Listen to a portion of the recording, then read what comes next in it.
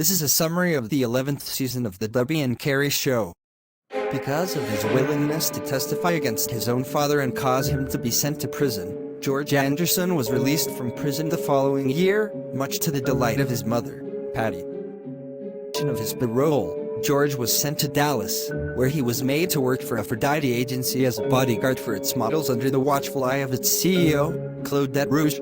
Scott learns that his mother Victoria has died in a car accident. This just after the birth of his daughter, who was named Vicky Dinah Miller. Lucy hosts a memorial service for Victoria at the Tuscany Tavern, and it is attended by Scott, Aisha, Vicky, and Daniel Gordon. Arthur Miller, the father of Scott and husband of Victoria, was not invited, but shows up anyway to meet with his son and see his granddaughter Dinah, and to tell Scott that he has left the Jehovah's Witnesses as well. At the same time, Penny has given birth to her and James Smith's son Vince. In Los Angeles, Daniel Hudson tells his daughter Suzanne that he has invented a device to fully restore her vision, but she will have to undergo brain surgery to fit the device on her head, which terrifies her, so she at first refuses the procedure. Daniel then offers the procedure to Hermine Dawson, but her mother cannot afford the surgery, so her sister Rose offers to pay for it out of her savings, the very money she made when she was a prostitute. This convinces Vicky Sims that Rose is indeed a good person, despite her scandalous past.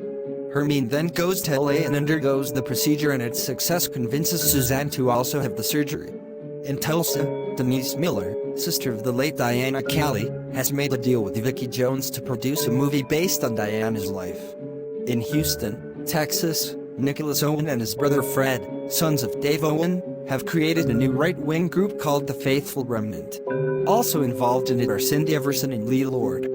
But Ted Wilson and his wife Rebecca do not take part in the new group, for their marriage is on the rocks after she bore him a daughter, Janet, instead of the son he wanted to inherit his estate. Ted also learns that Rebecca is spending money faster than he can make it, so he makes her pay with her life by stabbing her to death. Vicky Sims and Paul Jenkins, along with others in the class of 2032, graduate from high school. And within a week they are married and prepared to go to Boston for their honeymoon, along with Carrie. Carrie is going to Boston to meet with Angel Micron, who says she has tracked down Patrick, the guy who cheated on both of them and ruined their friendship when they were all 13 years old.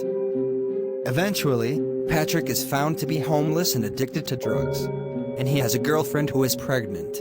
After some hesitation, Angel and Carrie, along with Angel's fiancée and Debbie as well, convince Patrick and his girlfriend Sam that they need to go to a rehab center to kick their drug habit for the baby's sake.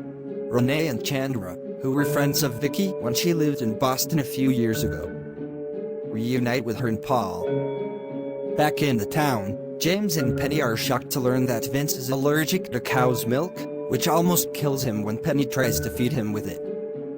Vicky and her uncle by blood, Brad Jackson, learn that her birth mother is up for parole. To stop the mother from being released, Vicky produces a victim impact statement to be shown at her birth mother's parole hearing. Weeks later, in the town, Carlos Hernandez and his wife Sandra celebrate their 30th wedding anniversary at the Tuscany Tavern. But seeing the happy couple makes Sandy Smith feel depressed, because she has been through 2 divorces and now misses being married or even having a boyfriend. But then Sandy learns she has an even bigger problem. The version of Debbie from the year 2061 meets with Sandy and tells her that Ted Wilson murdered his wife Rebecca, Sandy's niece, and is now holding their baby Janet Wilson captive at his home, where Ted intends to use her to breed for him a grandson to inherit his estate. Sandy and the present version of Debbie then convince Sandy's brother Samuel, father of Rebecca, and Arlene, Rebecca's eldest daughter, to confront Ted Wilson. With the help of the Dallas Police Department and a social worker, they find Janet in the basement of Ted Wilson's house, with her eyes cut out to make her blind, and then they find and dig up Rebecca's body. So Ted is arrested for child abuse and murder. Debbie and Carrie offer to adopt Janet. Jason Lager now informs Sandy about the existence of the Faithful Remnant. This extremist group repeatedly makes Sandy as well as the Tuscany Tavern their targets.